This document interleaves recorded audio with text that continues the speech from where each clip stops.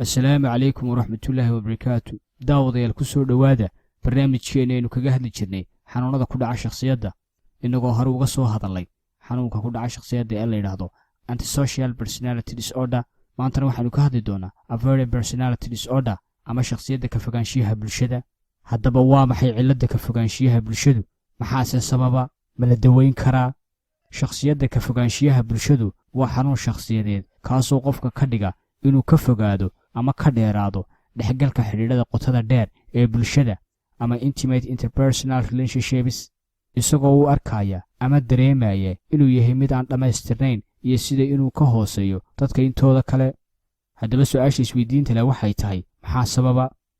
inta badan waxa aynu nahay ka waalid ahaan ama ka barbaariyaal ahaan kuwa ku dadaala inay carruurtooda toosiyaan amaba ay dhisaan jidhkooda iyo caqligoodaba si ay u noqdaan kuwo kobca oo kora oo kaalin ka soo baxa.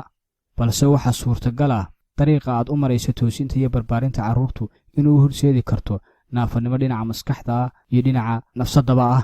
tusaale ahaan ka soo qaad marka aad doonayso inuu qofkaaga yari akhristo duruustii uu ka soo qaatay dugsiga, laga yaabaa inaad u marto inaad ku cabsiiso waxyaabo uu ka cabsado si uu wax u akhristo, balse taasi ay ka dhigto ama u horseeddo inuu ka fiigo amaba uu ka dheeraado wax akhriska iyo waxbarashada halkii uu waxbaran lahaa.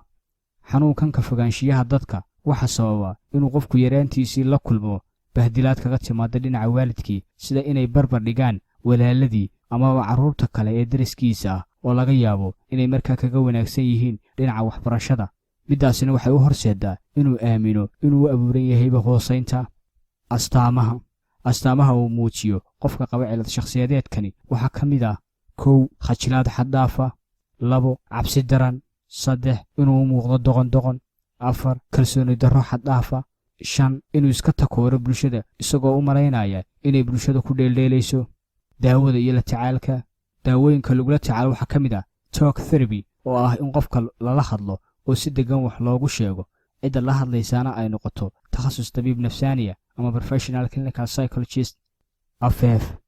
daawade waxaa iga afeefa inaanad qofka ku go'aamin astaamaha aad fideogan ka dhex aragtay, maxaa yeelay waxaa jira xanuuno fara badan oo u astaamo eeg, balse waxaa arrintan go'aamin kara inuu qofku qabo xanuunka iyo in kale takhasus tabiib nafsaaniya ama professional clinical psychologist. barnaamijkeenina intaasaan ku soo gabagabeynayaa maanta. waanaad mahadsantihiin daawadayaal.